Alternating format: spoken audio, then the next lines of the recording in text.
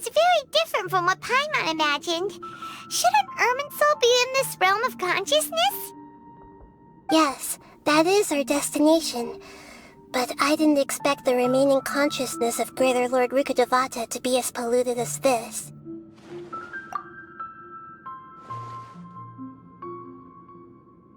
Forbidden knowledge? It seems you know about a concept that even I don't completely understand. Could you tell me what you know?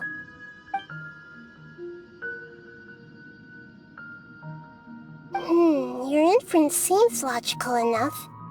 Forbidden knowledge once polluted the desert thousands of years ago, but was successfully repelled thanks to King Deshret's self-sacrifice, and Greater Lord Rukkhadevata nearly exhausting her power. Then, a second instance of forbidden knowledge pollution occurred during the Conria Cataclysm 500 years ago. But I'm afraid it is much more serious this time, with Irminsul itself already in danger.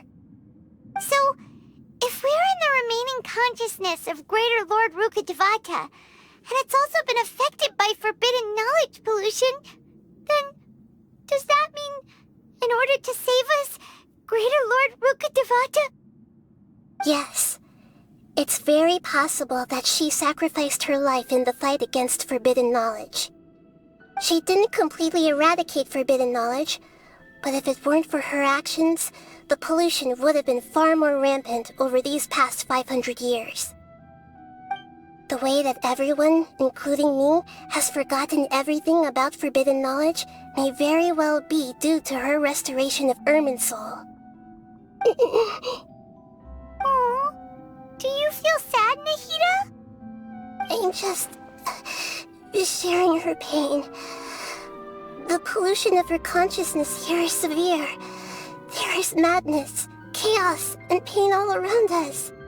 Did she fight to resist the forbidden knowledge pollution in such terrible conditions, all the way up to her last breath? She even used her last remnant of lucid consciousness to leave a clue for us to follow.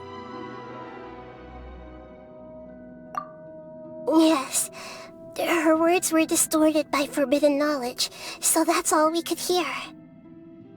But now, we have a chance to find the answer to this mystery.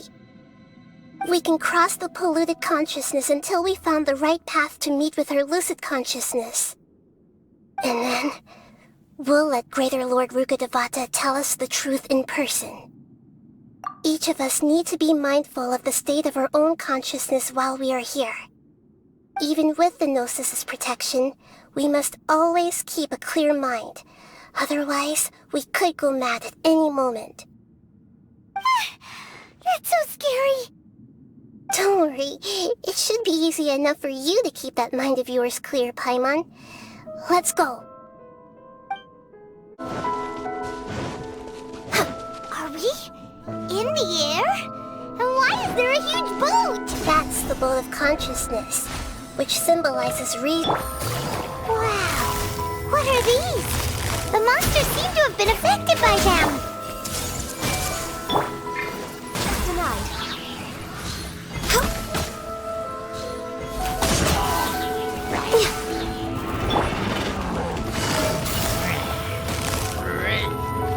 Quiet in there.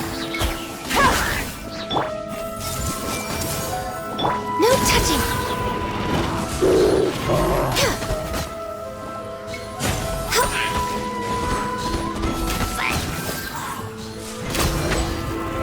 We're waiting. Born of ice. Hey!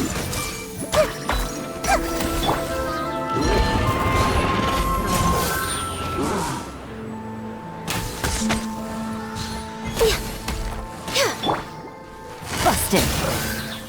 Take it easy.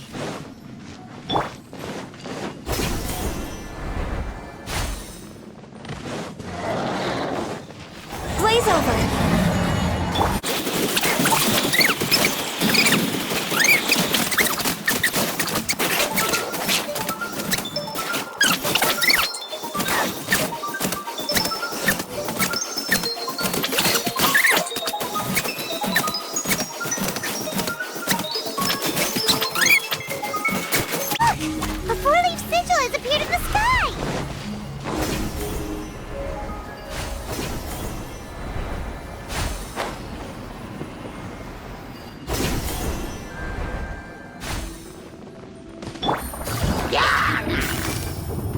Busted.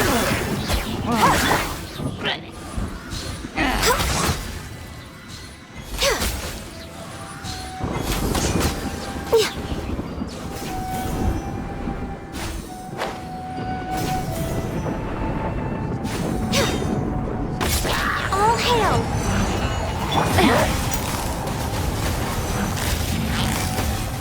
Quietly now.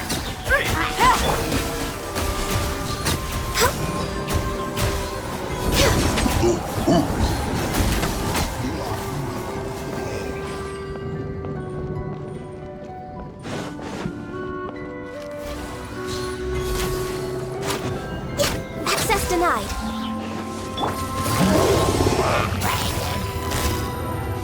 Gotcha. Born of ice and frost.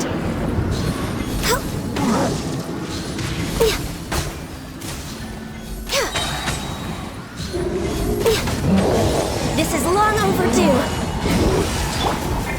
Wind, hear me. Game's up. Time's over.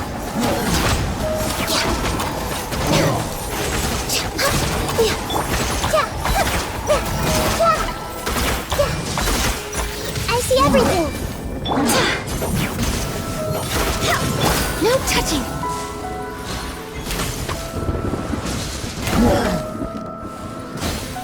To control the boat of consciousness, we need to find the helm first.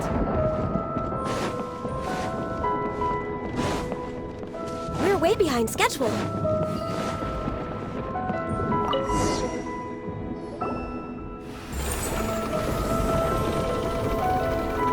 We changed direction. Are we still going the right way, Nahida? Mm-hmm. Judging from the current route, the boat of consciousness will soon take us out of here.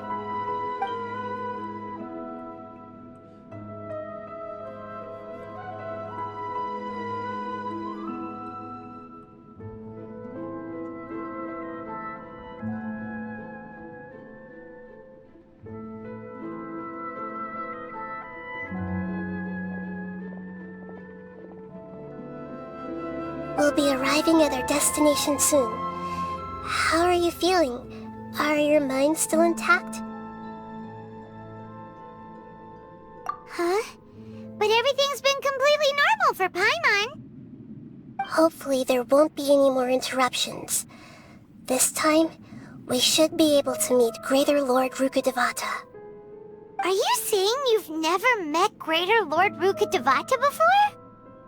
No, it seems that my birth and her death took place at the same time.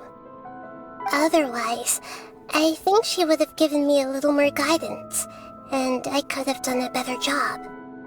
Hey, you've done a great job, Nahida. Let's get out of this creepy place and go meet her.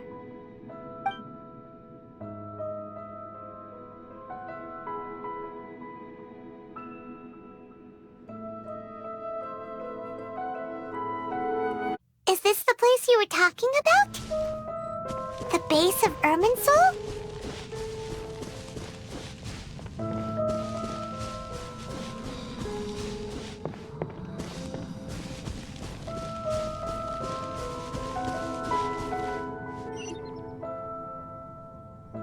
Well, this is the place. We're here to find Greater Lord Rukkhadevata, right? But the one standing over there is... Is that... me? She looks exactly like me. Are you Greater Lord Rukkhadevata? Yes, that's me. Are you surprised by my appearance? Irminsul and the surrounding lands have been reproduced here as they were years ago. But this is just a realm of consciousness. We are manifestations of the same nature. Hence why we would appear exactly the same. We're of the same nature. Why? Because you are me, and I am you. You are me in the new samsara. The new samsara? As Greater Lord Rukkhadevata, I'm the avatar of Irminsul. And you are the purest branch snapped from Irminsul. Imagine it this way. Even if a tree dies, its branches will eventually take root and grow, continuing the tree's life in another form. I'm merely the remaining consciousness of Greater Lord Rukkhadevata. The real me has presumably died a long time ago.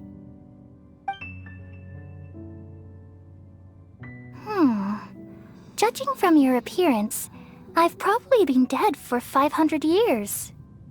But you're finally here. My new self in the samsara.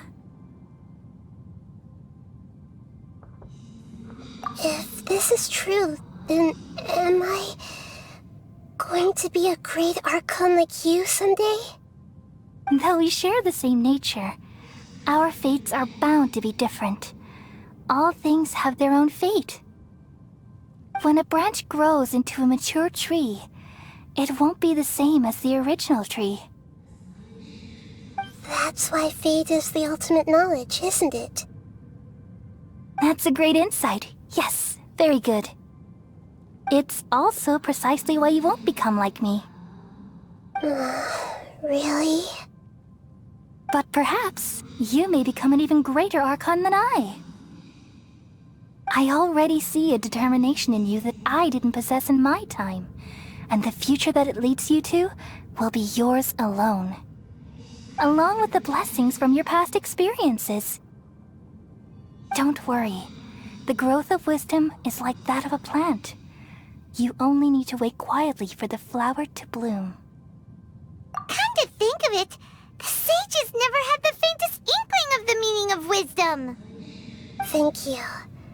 Nothing makes me happier than discovering that the archon I always admired was in fact myself in another fate. It's so nice to speak with you, Greater Lord Rukkhadevata. I've always wanted to meet you. The feeling is mutual. From the moment I snapped the branch off Irminsul and created you, I've also looked forward to talking with you. Could you tell me why you wanted to create me? And what exactly happened when you died? Ah, I see. You're here seeking answers, right? Everything that day, even the sky itself, changed into a color like this. At that time, the seven were all summoned to the nation of Conria. Except for me. I had a more important task to attend to. I had to protect Irminsul. The disaster occurred together with the pollution of forbidden knowledge. At that very moment, with my consciousness connected to Irminsul, I sensed something was wrong. The pain started to torment my mind. By the time I reached Irminsul, it was already displaying signs of corruption. Had I not repelled the pollution of forbidden knowledge with King Deshret thousands of years ago, I might have felt even more hopeless and lost. So what exactly is forbidden knowledge? It's a kind of knowledge that doesn't belong to this world, and a form of truth that can't be understood. It came from the very bottom of the abyss. Even I could never understand it. The world is constantly rejecting it, leading to all kinds of bad phenomena. If we allow forbidden knowledge to pollute Irminsul, I'm afraid the entirety of Teyvat could fall apart. So, there's knowledge that even the God of Wisdom can't understand? At that time, I knew I couldn't repel the forbidden knowledge with my strength alone. Which is why I created a device that compiled human wisdom and named it the Akasha. It's truly the world's most amazing invention. Thank you. For a long time, I thought dreams were the fruit of human wisdom. Though it was selfish to do so, I borrowed people's dreams using the Akasha. Then I compiled their wisdom and all of my own power. Well, did it work? Thanks to the wisdom of the people of Sumeru, almost all the forbidden knowledge was cleared from Irminsul. But things didn't go as smoothly as I thought. I had a terrible headache, which gave me an uneasy feeling. And then I remembered that my consciousness was also connected with Irminsul. It brought me knowledge and wisdom, but vile corruption as well. From the very beginning, my existence had been polluted by the forbidden knowledge. Oh no! How could that happen? I've experienced that pain in your consciousness. It must have been a horrible experience. Yes, but my feelings weren't important. The important thing was that even if I died, my existence and everything related to me would continue to exist in Irminsul as memories and knowledge, meaning that the forbidden knowledge couldn't ever be permanently eradicated. And there's no way for me to eliminate myself. It would be a sort of paradox. So, I took the purest branch of Irminsul as my incarnation in the next samsara, and left a trail of clues, all in hopes that you would come here and remove me and my pollution from Irminsul forever. Wait, no, I can't. So you realize what that implies. You are very smart indeed. Irminsul has all the knowledge and memories of this world. And as you've realized just now, removing me from Irminsul means I essentially will never have existed in this world. But this is the only way to save Irminsul. People love you so much, and they've missed you so much over the past 500 years. I am exactly the same. So how can we just forget you like this? Is there really no other way? There must be something else I can do. You're the god of wisdom, Boer. You should know that there is no other way. But this is so cruel. I don't want to forget you. No need to feel so sad, Boer. As someone who delights in wisdom, you should feel joy at finally finding the answer. These are the words in their entirety. The answer you've been seeking all along. Let the world completely forget me.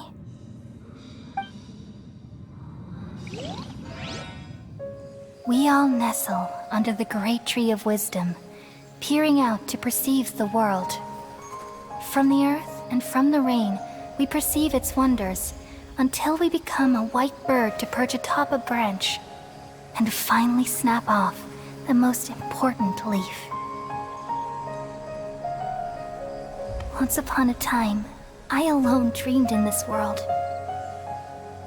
In my dreams, everybody would also dream after they fell asleep. Wild and wonderful thoughts would emerge from their minds. Some tumbled to the ground, and others floated to the sky, connecting all things in the world into one dazzling net. Among a plethora of worlds were numerous smaller worlds, all of fate, finding within the tapestry their brilliant glow. I gradually understood that these indescribable and constantly changing things are the most profound things in the world. Only they can completely repel the madness. Only dreams can awaken consciousness from the deepest darkness.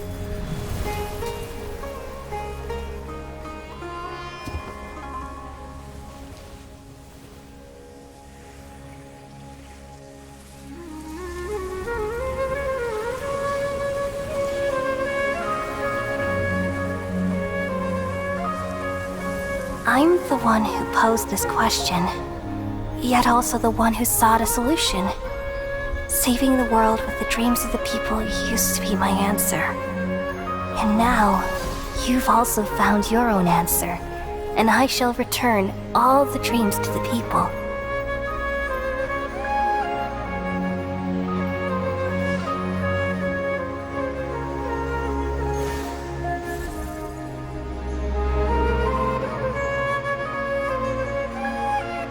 Goodbye, people of Sumeru. May you be blessed tonight with the sweetest of dreams.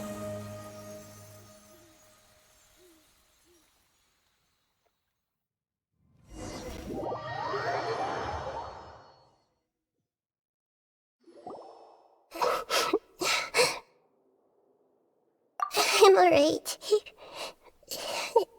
I'm just a little confused. We've just saved the world, right? So why am I crying? I don't know where this feeling inside of me is coming from, but I feel very sad. Just now, we used the power of two gnosis to successfully connect with the Ermin soul consciousness from 500 years ago. Then, we removed the remaining pollution from Merman soul. Yeah, what's wrong? Weren't you there just now?